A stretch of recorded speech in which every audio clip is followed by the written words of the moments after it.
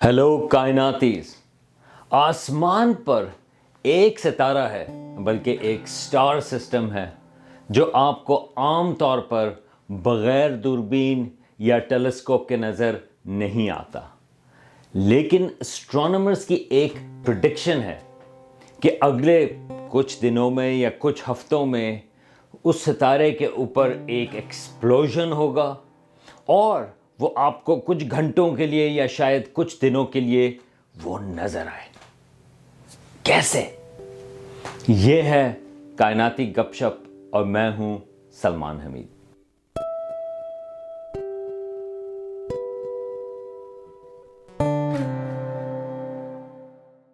Astronomy में time scales इतने बड़े होते हैं कि हम बात करते हैं मिलियन सालों में या बिलियन सालों में, अरबों सालों में।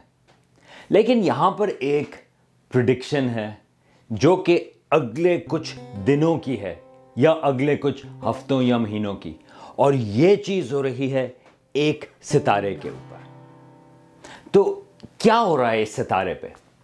ये दरअसल एक बाइनरी स्टार सिस्टम है। मतलब यह है कि इसमें दो सितारे हैं जो एक दूसरे के गिर्द घूम रहे हैं। हमारा जो अपना निज़ाम शमसी है उसमें तो सिर्फ एक ही सितारा है, लेकिन तकरीबन आधे सितारे हमारी कायनात में वो बाइनरी स्टार्स होते हैं।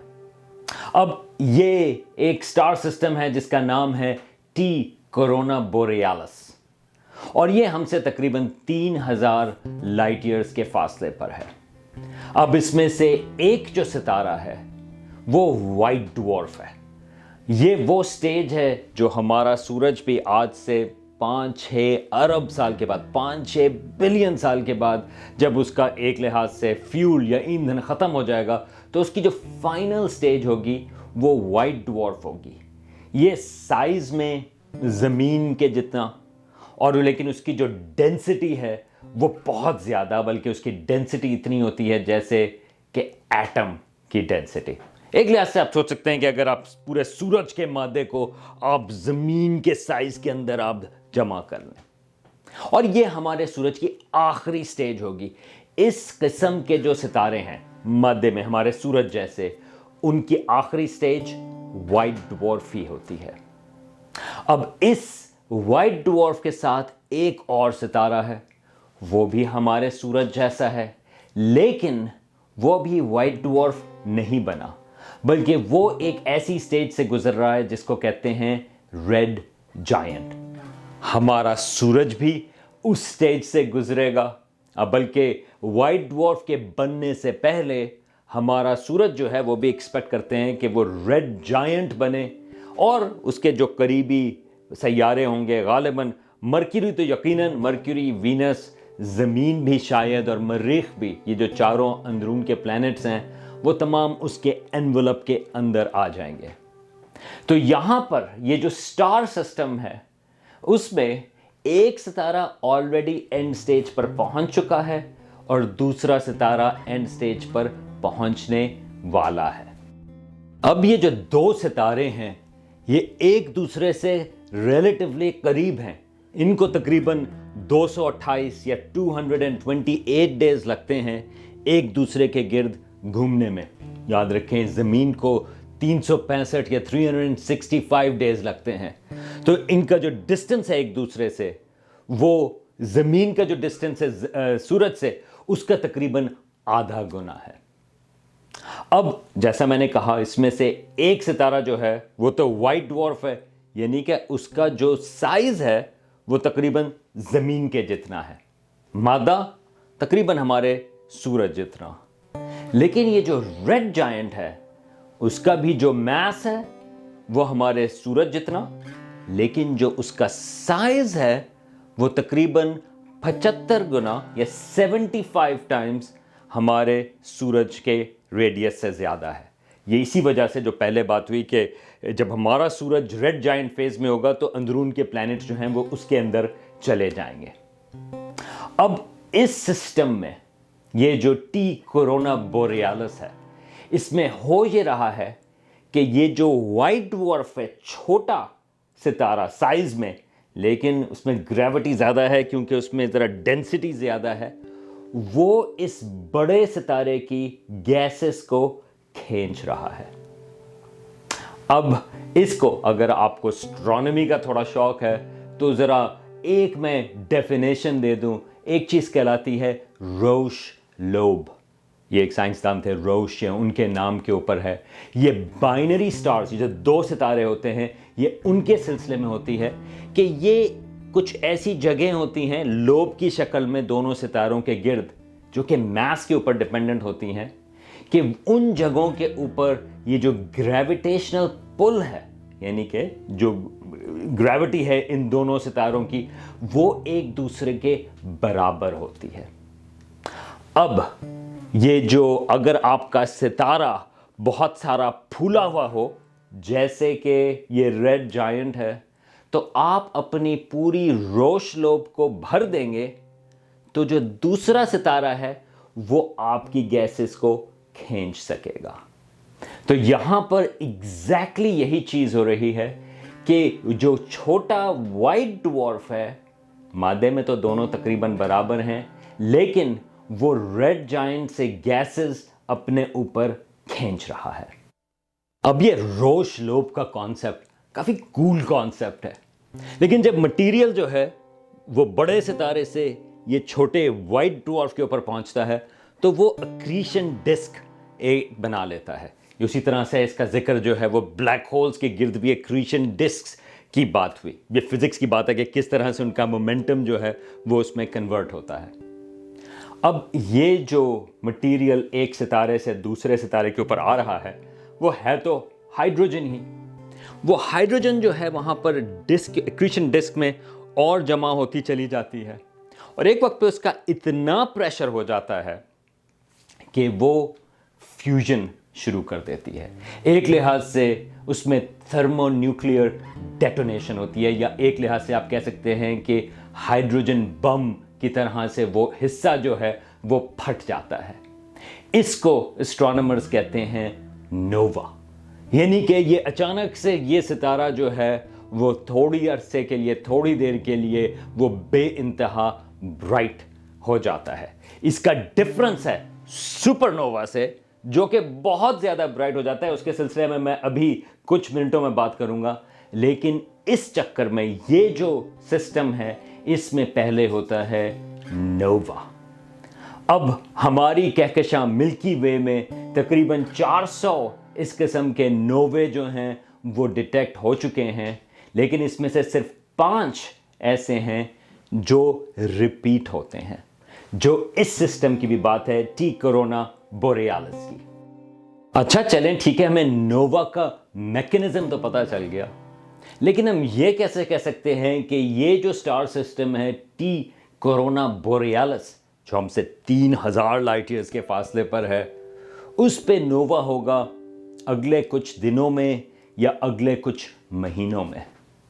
دراصل اس کی وجہ یہ ہے کہ اس کو ہم پہلے بھی آبزرو کر چکے ہیں، اور آخری دفعہ جب آبزرو کیا تھا وہ 1946 میں، 80 سال پہلے، اور خیال یہ ہے کہ اس سے پہلے بھی یہ 1866 میں بھی یہی ستارہ جو ہے وہ برائٹن اپ ہوا تھا۔ اب خیال یہ ہے کہ جس قسم کا بیہیویئر اسٹرانومرز نے آبزرو کیا 1946 کے ایکسپلوژن سے پہلے، اور ہوا یہ تھا اس میں کہ اس سے تقریباً 10 سال پہلے وہ ہلکا سا برائٹ ہونا شروع ہو گیا تھا، اور پھر 1945 میں، یعنی کہ ایکسپلوژن سے 1 سال پہلے، اس پہ اچانک سے تھوڑی سی ڈمنگ ہوئی۔ اب یہی سلسلہ جو ہے اسٹرانومرز نے اس ستارے میں آبزرو کیا ہے کہ تقریباً 2015 کے آس پاس جو ہے یہ ستارہ جو ہے وہ برائٹ ہونا شروع ہوا تھا، اور وہ 2023 یعنی کہ لاسٹ ایئر تک 2023 تک وہ برائٹ ہوتا چلا گیا، اور پھر اس کے بعد سے وہ ڈپ، اس کی جو روشنی ہے اس میں کمی آئی ہے۔ تو اسٹرانومرز کا خیال یہ ہے کہ یہ ستارہ جو ہے وہ اس کا 80 سال کا سائیکل ہے، کہ اس قسم کا مٹیریل جو ہے وہ 80 سال تک جمع ہوتا ہے اور اس کے بعد وہ ڈیٹونیٹ ہوتا ہے۔ بلکہ یہ جو ڈمنگ ہے، یا اس کو ڈپ کہتے ہیں، اس ڈپ کے تقریباً 1 سال پلس مائنس 0.3, यानी कि जो पिछले 2023 में एस्ट्रोनॉमर्स ने देखा कि ये सितारा जो है इसकी रोशनी में थोड़ी सी कमी हुई और वो थी मार्च अप्रैल में, तो ख्याल ये है कि आजकल के ज़माने में उसका जो एक्सप्लोजन है वो लाइकली है, यानी और जब एक्सप्लोजन होगा तो ये सितारा जो है वो ब्राइट होगा और वो अचानक से हमें नज़र आना शुरू हो जाएगा। अब आप में से कुछ कह रहे होंगे, एक मिनट, ये डिप की जो आपने बात की, ये जो इसकी ब्राइटनेस कम हुई, इसकी क्या वजह है? पता नहीं। ये एस्ट्रोनॉमर्स के लिए एक मिस्ट्री है कि उसकी रोशनी क्यों कम होती है एक्सप्लोजन से पहले। लेकिन इस वक्त हम ये एक्सपेक्ट कर रहे हैं कि वो सितारा जो है उसका डेटोनेशन होगी और वो हमें आसमान पर नजर आएगा, बगैर किसी दूरबीन के और बगैर किसी टेलीस्कोप के। अब इस सितारे को हम आसमान में कहाँ तलाश करें? अब एक अच्छी चीज़ तो ये है कि ये जो सितारा है वो नॉर्दर्न हेमिस्फीयर में विजिबल होगा। ये जो कॉन्स्टलेशन है कोरोना बोरियालिस, वो दरअसल एक बड़ी फेमिलियर कॉन्स्टलेशन है हरक्यूलिस की, वो उसके, और एक और कॉन्स्टलेशन है बूटीज की, वो उसके दरमियान में है। ये कोरोना बोरियालिस बहुत मशहूर कॉन्स्टलेशन नहीं, लेकिन आप अगर कोई स्काई की, अगर आपके पास ऐप्स हैं, अगर आप वो इस्तेमाल करें तो आपको आराम से वो नज़र आ जाएगी। मैं बल्कि इस वीडियो के डिस्क्रिप्शन में मैं एक आध ऐप्स का मैं नाम भी वहाँ पर डाल दूंगा जो कि आप इस्तेमाल कर सकते हैं। अब ये सितारा इस वक्त जो है वो तकरीबन एस्ट्रोनॉमर्स के लिए वो मैग्नीट्यूड सिस्टम होता है, वो तकरीबन 10 मैग्नीट्यूड का है या उससे थोड़ा सा और फेंट। एस्ट्रोनॉमी में जितना बड़ा नंबर होता है उतना वो फेंट होता है। लेकिन एक्सपेक्टेड ये है कि जब ये नोवा होगा तो उसका मैग्नीट्यूड जो है वो 2 मैग्नीट्यूड हो जाएगा, यानी कि उसकी ब्राइटनेस उतनी हो जाएगी जितनी नॉर्थ स्टार या पोलैरिस की है। वैसे मैं एक बात बता दूं, अक्सर लोगों का ख्याल होता है कि नॉर्थ स्टार जो है वो सबसे ब्राइट सितारा है आसमान पे नाइट स्काई का। ऐसी बात नहीं। नॉर्थ स्टार की मशहूरी इस बात है क्योंकि वो हमें नॉर्थ की डायरेक्शन देता है, लेकिन सितारा जो है वो एक एवरेज ब्राइटनेस जितना है। तो ये जो सितारा है टी कोरोना बोरियालिस, वो आपको आजकल नजर नहीं आएगा। आप कॉन्स्टलेशन कोरोना बोरियालिस को देखें, वहां पर ये सितारा मौजूद नहीं। लेकिन जब ये एक्सप्लोड होगा, कल, परसों, अगले हफ्ते, अगले महीने, आपको उस कॉन्स्टलेशन में कोरोना बोरियालिस में एक नया सितारा नजर आएगा, शायद कुछ घंटों के लिए या कुछ दिनों के लिए। मैं उसका जिक्र जो है चैनल में मैं अनाउंस जरूर कर दूंगा, जो कम्युनिटी सेक्शन है, तो आप चैनल को सब्सक्राइब भी करें और कम्युनिटी सेक्शन को आप चेक भी करते रहें कि ये सितारा जो है वो बगैर किसी दूरबीन के आपको नजर आ रहा है या नहीं। वैसे मैंने ये बहुत सारा हाइप तो कर दिया है, लेकिन इसमें फिर भी मोहतात होने की ज़रूरत है। इसकी वजह यह है कि ये जो स्टार सिस्टम है ये है हमसे फिर भी 3000 लाइट ईयर्स के फासले पर, और हम उसमें एक मैकेनिज़्म की बात कर रहे हैं जो कि एक काफ़ी अनसर्टन हो सकता है, और हमने इस स्टार सिस्टम को 1 या शायद 2 दफ़ा और देखा हो। तो एक्सपेक्टेड तो है, लेकिन अगर नहीं हुआ एक्सप्लोजन तो यार एस्ट्रोनॉमर्स को ब्लेम ना कीजिएगा। लेकिन एक वजह है कि एस्ट्रोनॉमर्स इंटरेस्टेड हैं इस किस्म के स्टार सिस्टम्स में। इसकी वजह यह है कि अभी तो हम बात कर रहे हैं ये नोवा की, यानी कि उसमें ये एक हाइड्रोजन बम की तरह से धमाके होंगे, थर्मोन्यूक्लियर डेटोनेशन। लेकिन एक वक्त आएगा कि ये पूरा का पूरा जो व्हाइट ड्वार्फ है वो खुद तबाह हो जाएगा। इसको एस्ट्रोनॉमर्स कहते हैं टाइप 1A सुपरनोवा। और जब वो होगा तो उस वक्त उसकी जो ब्राइटनेस है वो हमारे तमाम कहकशां के जो सितारे हैं, यानी कि कई 100 अरब सितारे, उससे भी ज़्यादा होगी। अब इसकी वजह ये जो व्हाइट ड्वार्फ के फटने की है, इसका पता लगाया था ये इंडियन अमेरिकन एस्ट्रोनॉमर हैं सुब्रमण्यम चंद्रशेखर। उन्होंने ये बताया था कि ये जो वाइट ड्वार्फ है, ये जो हमारे सूरज की भी जो एंड स्टेज होगी, उस पे एक मास या उसके मादे की लिमिट है, वो है 1.4 टाइम्स मास ऑफ आवर सन। यानी कि अगर उससे ज़्यादा उसका मास होगा तो वो सस्टेन नहीं कर सकेगा और वो फट जाएगा। अब ये जो क्या कहते हैं मास आ रहा है, ये जो मादा आ रहा है दूसरे सितारे से इस टी कोरोना बोरियालिस में, वो इस वाइट ड्वार्फ का मास या इस वाइट ड्वार्फ का मादा उससे बढ़ता चला जा रहा है। और जब वो 1.4 टाइम्स मास ऑफ आवर सन हो जाएगा, इसको एस्ट्रोनॉमर्स कहते हैं चंद्रशेखर लिमिट, उस वक्त उसके बाद वो सितारा फट जाएगा।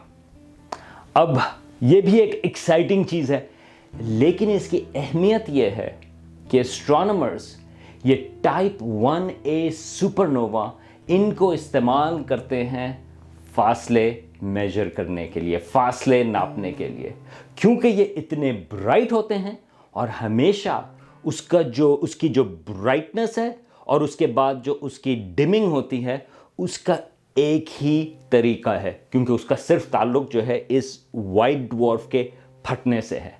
तो ये बहुत ज़बरदस्त किस्म की, जिनको एस्ट्रोनॉमर्स कहते हैं स्टैंडर्ड कैंडल है, यानी कि ये बहुत ही अच्छा तरीका है फासलों को नापने का। अब ये जो टाइप 1a सुपरनोवा है, इनकी वजह से एस्ट्रोनॉमर्स को पता चला है कि हमारी कायनात जो है वो न सिर्फ फैल रही है बल्कि वो एक्सेलरेट हो रही है, जिसको एस्ट्रोनॉमर्स कहते हैं डार्क एनर्जी। तो एस्ट्रोनॉमर्स के लिए इस किस्म के ये जो बाइनरी स्टार्स हैं, जिसमें वाइट ड्वार्फ है, जिसके ऊपर मादा आ रहा है किसी और सितारे से, वो बहुत अहम है समझने के लिए, क्योंकि उसकी जो फिजिक्स है वो हमें हेल्प करती है कि हम फासलों के सिलसिले में हम उनको यूज़ कर सकें। तो इस सितारे की ये जो छोटी वेरिएशंस हैं या किस तरह से उस पर मास, उसके ऊपर मादा बढ़ रहा है, ये बहुत ही अहम चीज़ है। यार ये फिज़िक्स और एस्ट्रोनॉमी की बात छोड़ें, ज़रा थोड़ा सा अप्रिशिएट करें कि ये जो स्टार सिस्टम है जिसको हम प्रिडिक्ट कर रहे हैं, वो हमसे 3000 लाइट ईयर्स के फासले पर है। उसको कई अरब साल लगे हैं इन सितारों को, एक को वाइट ड्वार्फ बनने में और दूसरा जो है वो इस वक्त रेड जायंट फेज से गुजर रहा है। अगर वहाँ पर कोई इंटेलिजेंट लाइफ होगी तो या तो वो उसका एख्तिताम हो चुका होगा, क्योंकि जब इन सितारों की एवोल्यूशन हुई, जब ये सितारे रेड जायंट फेज से गुजरे और बहुत सारे नोवा हुए, या तो वो ख़त्म हो गए, या आज वो उस स्टार सिस्टम में नहीं बल्कि वो उस स्टार सिस्टम से कहीं और जा चुके हैं। लेकिन हमारे लिए एक लिहाज से ये ज़बरदस्त चीज़ है कि हम उस सितारे की, उस स्टार सिस्टम की टी कोरोना बोरियालिस की चेंजेस जो हैं वो न सिर्फ हम देख रहे हैं बल्कि हम उनको समझ भी रहे हैं और प्रिडिक्ट भी कर पा रहे हैं।